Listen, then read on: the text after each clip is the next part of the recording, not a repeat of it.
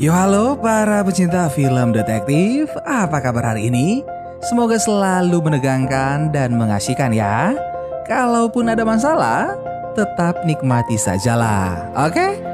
Film kita kali ini berjudul Cold Eyes yang rilis tahun 2013, di mana bercerita tentang aksi sekumpulan detektif yang mencoba memecahkan kasus perampokan terstruktur dan sistematis yang dilakukan oleh sebuah organisasi misterius. Penasaran kan? Kalau begitu, tanpa berlama-lama lagi, langsung aja kita let's go ke filmnya.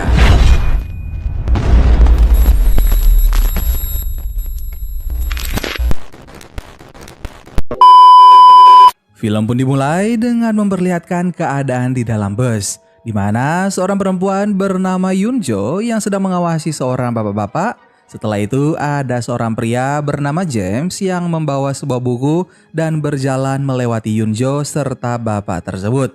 Setelah turun dari bus, Yunjo pun tetap mengikuti bapak itu hingga sampai ke sebuah restoran.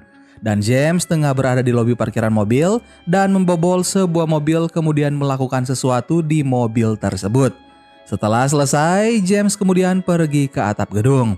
Ternyata James memasang sebuah bom di mobil yang ia bobol sebelumnya. James berencana untuk merampok sebuah bank dan bom tersebut ia buat agar dapat mengalihkan perhatian dari para polisi. James pun kemudian meledakkan bom di mobil sebelumnya lewat alat yang ia bawa ke atap. Dan misi perampokannya pun dimulai.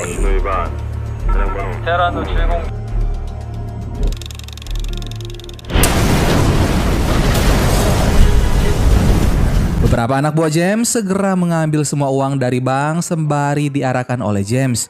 Tidak butuh waktu lama bagi mereka untuk merampok bank tersebut tanpa terdeteksi.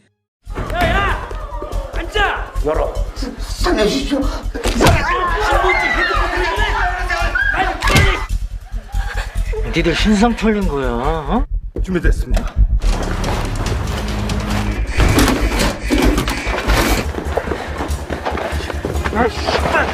Sampai hingga ketika mereka telah keluar dari bank dan para polisi pun mengetahui dan mengejar mereka. Di jalanan terjadilah aksi kejar-kejaran antara perampok dan juga polisi. Ketika tengah mengejar para perampok tersebut, ternyata di salah satu mobil box yang beriringan dengan polisi, ada seorang perampok yang tengah menyamar. Perampok itu pun langsung menghalangi mobil polisi agar tidak dapat mengejar teman-temannya yang sedang melarikan hasil rampokan mereka. Sehingga terjadilah tabrakan beruntun dari mobil polisi yang menabrak mobil box tersebut. Kemudian perampok yang menyamar itu melarikan diri sembari menutupi wajahnya. Scene kemudian berpindah ke Yunjo yang sedang mengikuti bapak-bapak sebelumnya. Ternyata Yunjo ketahuan oleh bapak tersebut yang ternyata adalah ketua tim pengawasan khusus kepolisian bernama Ketua Tim Hwang. Ternyata Yunjo sedang menjalankan pelatihan di mana ia juga akan masuk ke dalam tim pengawasan khusus itu. Selain dapat mengintai, Yunjo juga bisa mengingat semua kejadian yang terjadi saat di kereta hingga ke tempat restoran itu. Setelah itu, Ketua Tim Hwang pergi ke kantor untuk menyelidiki kasus perampokan bank yang terjadi sebelumnya. Ketua Hwang mencoba untuk melihat rekaman CCTV pada lobi bank tersebut. Namun mereka tidak dapat melihat apapun lantaran cahaya dari sinar matahari yang terlalu terik. Dan Ketua Tim Hwang pun meminta untuk mengecek CCTV di bagian lain. Namun mereka lagi-lagi tidak menemukan apapun. Dan hanya menemukan pria gendut yang mengemudikan mobil box yang menghalangi polisi dan melarikan diri. Namun sayangnya wajah pria itu tidak terlihat. Sehingga tim Ketua Hwang harus meneliti lebih lanjut lagi CCTV itu. Akhirnya mereka mendapatkan identitas wajah dari pria gendut yang mengemudi mobil box tersebut dari sebuah CCTV yang berada di dalam minimarket. Mereka menyebut pria tersebut sebagai Kudanil. Adegan berpindah kepada Yunjo yang baru saja sampai di kantor yang baru. Ketua Tim Hwang lalu memperkenalkan Yunjo kepada beberapa anggota tim yang lain. Anggota tim menggunakan sandi hewan sebagai nama mereka. Ada monyet, bunga ular, elang, ayam, rakun, dan juga tupai. Mereka pun mempersiapkan perlengkapan untuk menangkap pria gendut yang mereka sebut Kudanil. Misi mereka dilakukan secara terorganisir. karena tim Hwang menempatkan anggotanya sesuai dengan kemampuan dan tugas mereka. Namun sampai hari menjelang gelap, misi mereka belum juga membuahkan hasil. 방금 전 숙도. 은색 스쿠터, 흰색 헬멧. 이거 제대로 했네 진짜. Sementara di sisi lain, James pergi ke sebuah toko yang bernama National Food, yang ternyata tempat tersebut merupakan tempat persembunyian James. Dan juga James menyusun semua rencana jahatnya. 아니 철저하니까.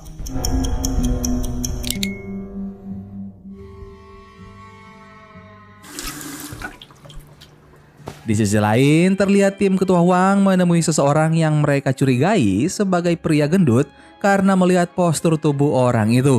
Tupai lalu memastikan bahwa orang itu adalah target mereka. Namun saat berpapasan dengan target, ternyata orang itu bukanlah Kudanil yang mereka cari. Scene kembali berpindah di mana memperlihatkan James bersama anak buahnya yang sedang melakukan aksi mereka, yaitu mencuri berkas-berkas penting.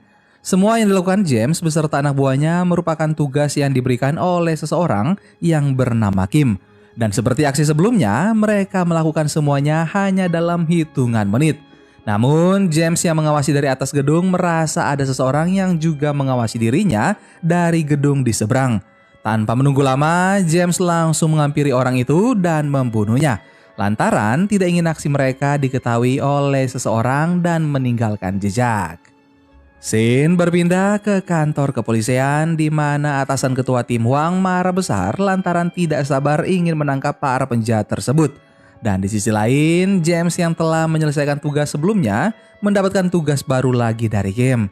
Namun James malah menolak tugas yang diberikan oleh Kim tersebut karena dirinya ingin pensiun dan tidak disangka hal itu malah membahayakan James. Karena Kim merencanakan pembunuhan untuk James di dalam mobilnya sendiri. Lalu dengan sekuat tenaga, James mencoba untuk melepaskan diri. Ia mencoba menabrakkan mobilnya ke tembok dan menghajar orang-orang yang menyekapnya. Dan karena merasa terancam, akhirnya James kembali kepada Kim untuk menerima tugas yang akan diberikan oleh Kim. Di sisi lain, berdasarkan hasil pencarian timnya di hari sebelumnya, Yoon-jo mencoba untuk menganalisa peta yang kemudian membawanya menemukan sebuah titik di mana kemungkinan besar Kudanil berada dan menyerahkan hasil temuannya itu kepada ketua tim Hwang. Pada awalnya, ketua tim Hwang tidak mempercayai apa yang diberikan Yoon-jo. Hingga suatu ketika, tim ketua Hwang menerima hasil analisa dari pusat dan ternyata sama persis dengan yang dibuat oleh Yoon-jo. Yang membuat Yoon-jo pun akhirnya menerima kepercayaan untuk terjun langsung ke lapangan. 다녀오겠습니다. 멧돼지가 현장에 투입됐다. 밥 먹고 불법 사찰인의 간첩. Berkat keahlian dari Yoon-jo, ia pun berhasil menemukan target mereka yang mereka curigai sebagai Kudanil. Karena presentase kemiripan postur tubuhnya 90%. Elang dan Ayam pun mencoba melakukan konfirmasi pertama namun gagal. Dan pria yang mereka curigai adalah Kudanil tersebut masuk ke dalam minimarket. Dan di minimarket tersebut telah standby Tupai yang menyamar sebagai kasir. Dan memastikan bahwa pria itu merupakan target yang mereka cari. Ketika pria gendut yang mereka sebut Kudanil itu pulang, Yoon-jo pun mencoba untuk mengikutinya untuk memastikan tempat tinggal Kudanil itu. Yoon-jo mengetahui bahwa Kudanil itu tinggal di sebuah rusun dengan kamar nomor 715. Sementara Tupai yang juga mengikuti Yoon-jo memasang beberapa kamera tersembunyi di tempat itu. Pada keesokan harinya, James kembali melancarkan aksinya dengan melakukan peretasan di suatu tempat. Sementara di sisi lain, Hwang dan Bu Bos mendatangi apartemen yang mana telah terjadi pembunuhan oleh James sebelumnya pada orang yang mengawasinya di malam hari waktu itu. Scene kemudian berpindah di mana memperlihatkan Yoon-jo yang melihat kamera pengintai yang dipasang Tupai sebelumnya. Dan mereka menemukan petugas kebersihan yang sedang membuang sampah dari kamar Kudanil. Yoon-jo bergegas pergi ke pembuangan sampah untuk mengambil kantong sampah dari kamar Kudanil demi mencari bukti dan petunjuk. Yoon-jo pun dibantu oleh tim ketua Hwang. Mereka pun menemukan beberapa potongan kertas yang ketika disusun membentuk seperti sudoku. Namun dengan angka yang acak-acakan, Yoon-jo dan ketua Hwang meyakini bahwa angka itu merupakan sandi. Mereka mencoba untuk memecahkan angka-angka itu dan mereka menemukan kecocokan terhadap alamat IP sebuah perusahaan saham.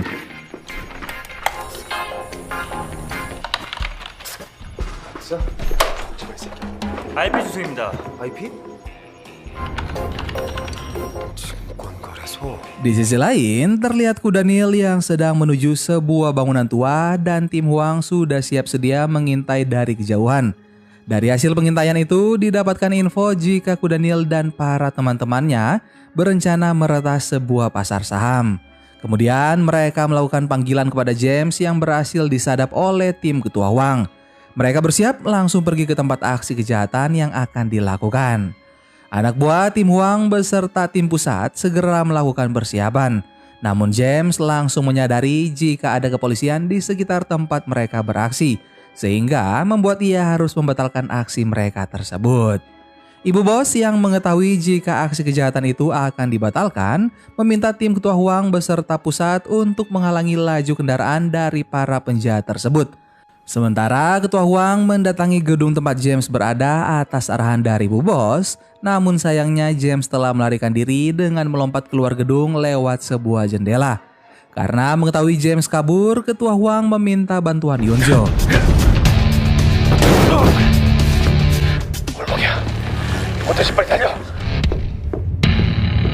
Di sisi lain, mobil yang dibawa oleh anak buah James berhasil dihentikan dan digerebek. Dari 6 penjahat, 4 diantaranya berhasil ditangkap sementara 2 orang lainnya tewas. Karena sebelumnya mereka pernah menyadap panggilan James, akhirnya kantor pusat pun mencoba untuk melakukan panggilan kembali ke nomor James sambil mengawasi CCTV. Dari sekian banyak orang yang memegang ponsel, ada 1 orang yang mereka curigai dan orang itu memakai tas berwarna coklat. Tapi ternyata Hwang pernah melihat orang itu di dekat gedung pasar saham. Dan target mereka pun akhirnya telah ditetapkan.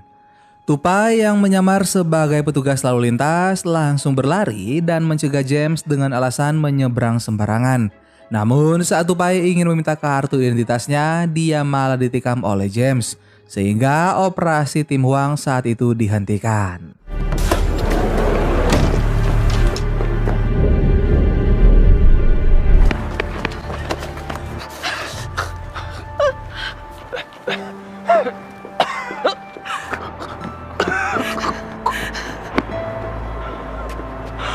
Scene kemudian berpindah ke rumah sakit di mana Yunjo dan ketua Hwang yang tengah duduk di kursi. Meskipun mereka sudah mengetahui target, namun mereka harus berduka lantaran Tupai meninggal. Di sisi lain, terlihat James merencanakan pembunuhan terhadap Kim, lantaran Kim terus memaksanya untuk melakukan tugas padahal James sudah ingin berhenti. Namun James merasa terancam jika berhenti begitu saja, dan James pun menjalankan aksinya tersebut. James berhasil menghabisi anak buah Kim dan James juga berhasil membunuh Kim.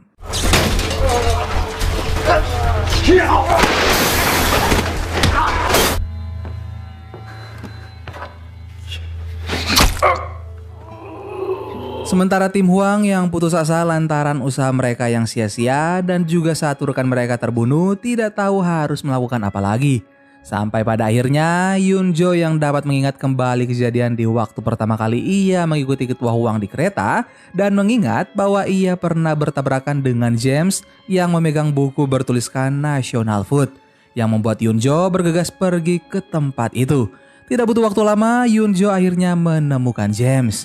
Yunjo segera menghubungi ketua Tim Hwang untuk menolongnya. Ketua Hwang pun menyampaikan informasi tersebut ke kantor pusat. Sementara itu, James yang berada di suatu tempat sedang mengurus pasportnya untuk kabur dari Korea Selatan. Dan James mencurigai keberadaan Yunjo di sekitarnya. Tapi untung saja ketua Hwang datang dan membuat James pergi dari tempat Yunjo. Lantaran tidak ingin terlepas, ketua Hwang mencoba mengikuti James sampai ke lobi seorang diri. Namun ketua Hwang malah ditikam oleh James. Setelah menikam ketua Hwang, James pun kabur.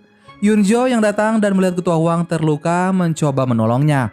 Namun ketua Hwang malah meminta Yunjo untuk terus mengejar James. Dan Yunjo pun bergegas pergi mengejar James sampai ke sebuah tangga menuju sebuah kereta. Sebelum turun, Yunjo menghubungi kantor pusat terlebih dahulu untuk meminta bantuan. Dan saat sampai di bawah, tiba-tiba Yunjo ditangkap oleh James. Namun para polisi langsung berdatangan ke tempat itu. Di sisi lain juga terlihat ketua Huang yang terluka ternyata masih selamat dan masih ingin menyelesaikan tugas mereka. Shin kembali ke Yunjo yang disandra oleh James. Berbekal senjata di tangannya, Yunjo berhasil melepaskan diri dari James. Dan James pun melompat ke arah rel yang secara bersamaan juga ada kereta yang lewat. James yang berjalan menyusuri lorong kereta itu pun hampir sampai keluar.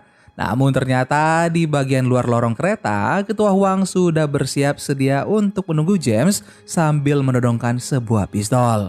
Ketika James ingin kabur lagi, ketua Huang melepaskan tembakan ke arah James yang membuatnya terjatuh dan tidak sadarkan diri. Film pun berakhir dengan upacara penghormatan terakhir untuk Tupai yang telah gugur dalam menjalankan tugas. Dan terlihat mereka juga menjalankan tugas kembali sebagai tim pengawasan khusus kepolisian yang sedang melakukan pengintaian di sebuah bandara. Dan film Cold Ice pun selesai. Gimana guys film kita kali ini? Silahkan kalian komen di bawah. Terima kasih buat kalian yang sudah nonton video ini sampai akhir. Sampai ketemu lagi bareng Mimin Guanteng di film-film seru selanjutnya. Dan dunia ini penuh dengan orang-orang yang baik. Jika kamu tidak dapat menemukannya, jadilah salah satunya. Dadah.